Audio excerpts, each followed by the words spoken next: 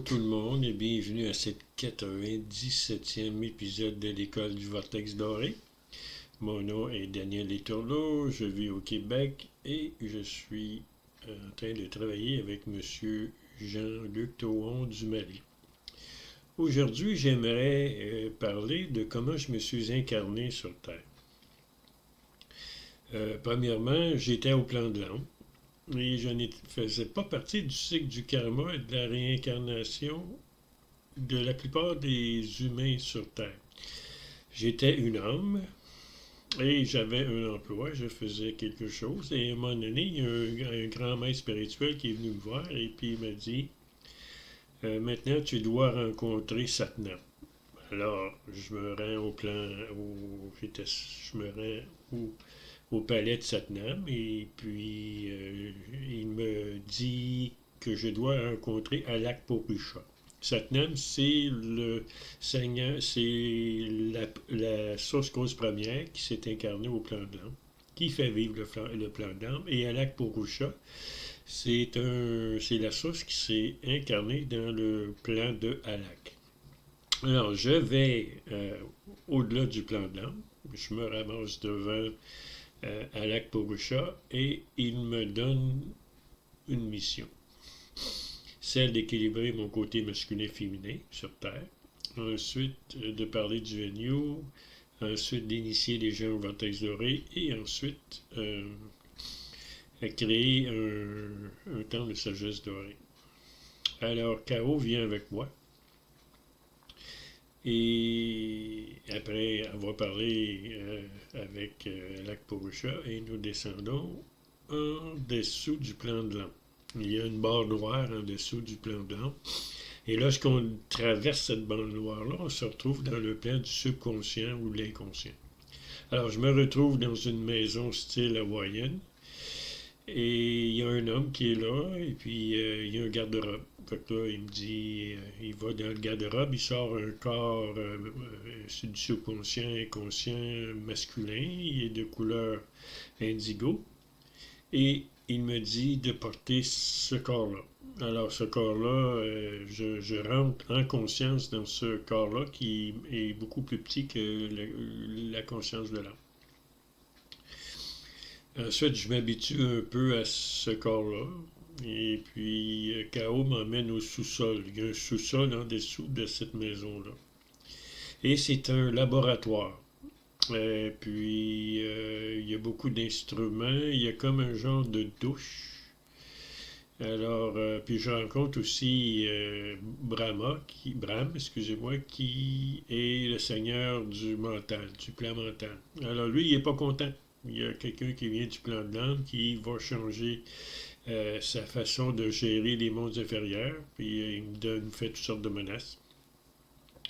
Ensuite, je rentre dans un genre de douche, et puis il y a un autre corps qui m'est ajouté au corps du subconscient, et c'est le corps mental, il est bleu. Alors, je m'habitue un peu à ce corps-là, en conscience. Et puis là, K.O. me dit, ben maintenant on s'en va au plan causal. Alors, on se retrouve tout d'un coup dans un monde où ce que je rencontre le Seigneur du Karma. Il est habillé avec une toche. Ça a l'air d'un style romain. Alors, il dit à K.O. et à moi, il dit, mais là, on n'a pas de corps vraiment, il va falloir faire des recherches. Alors, ils font des recherches. Et puis je demande à K.O. comment ça se fait que moi je suis obligé de porter ces corps-là, puis que lui, il descend comme moi, mais qu'il n'y a pas de corps. Fait que là, il me dit, ben toi, t'es un canal d'action pour la source, cause première, mais tu es au plan d'âme. Tu n'as pas atteint encore la source. Donc, tu dois prendre ces corps-là pour venir t'incarner. Moi, je n'ai pas besoin parce que je suis un maître de la source cause première et non un initié du plan d'âme. Alors, là, le Seigneur du Karma arrive avec un corps causal, il est orange, il est plus petit que les autres, et puis là, il y a de la matière là-dedans, il y a matière, énergie, espace-temps. Mais les électrons ne tournent pas alentour du noyau, ou non pas de spin. Alors, je prends ce corps-là, je mets ma conscience dedans, et puis je m'habitue tranquillement, pas vite. K.O. met ses mains alentour du corps causal pour l'ajuster comme il faut à mes deux autres corps.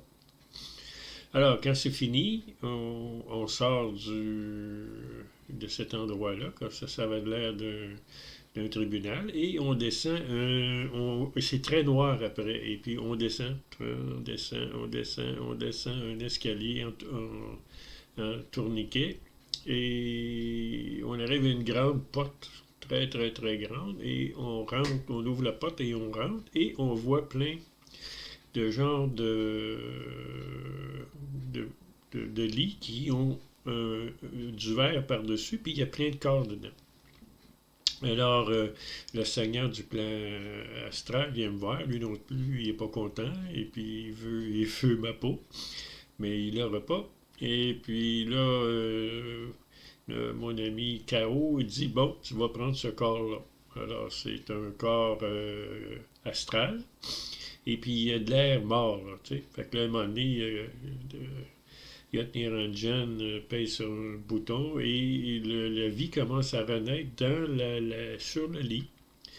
Le corps astral devient rose. Le corps causal, lui, était orange. Il devient rose et puis là, il sort et puis je mets ma conscience dedans. Ensuite, là, il me dit, là, on va aller voir ton petit corps.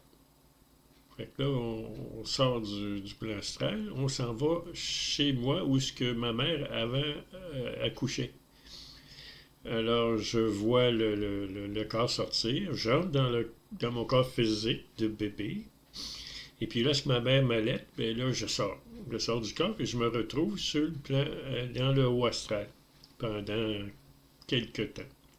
Alors moi, j'oublie, là, quand je suis dans le haut astral, je suis bien, c'est un bel endroit, et puis je veux pas m'incarner sur Terre.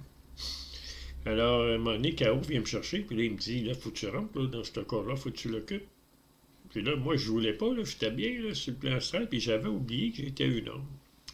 Alors, K.O. me force, me tire le bras, puis le bras me fait mal, puis là, il me fait rentrer dans mon corps physique, je pense que j'avais 5 ans. Et puis là, je ne pouvais plus sortir. J'étais pris dans ce corps physique-là et je devrais vivre ma vie.